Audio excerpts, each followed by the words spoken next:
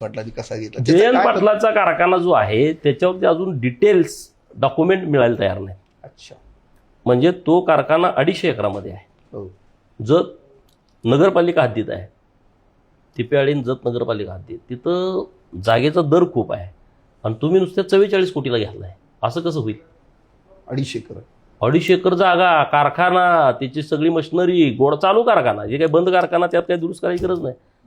असा कारखाना तुम्ही ढापलाय. तर आता आम्ही ते सगळं जाऊन तो निश्चित सगळी डॉक्युमेंट मिळाल्याच्या नंतर जतचा कारखाना आणि सर्वोदय संभाजीप्पा पवारांचा कारखाना तो त्या लोकांना परत मिळू शकतो.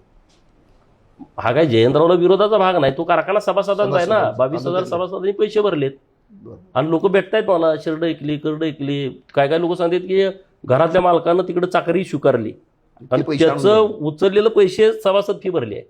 कोणी गळ्यातलं मोडलंय, कानातलं मोडलंय, कोकरी मेंढरं विकलेत. अरे मग ते माझी जबाबदारी. मी आता तिथं लोकप्रतिनिधी. विषय कुठपर्यंत नेलाय तुम्ही? त्याचं आता काल पण मी 2-3 लोकांना कामाला लावलं त्यामध्ये की बाबा जरा व्यवस्थित कागदपत्र हातात आल्याशिवाय आपण त्याला काय हात घालण्यात अर्थ नाही.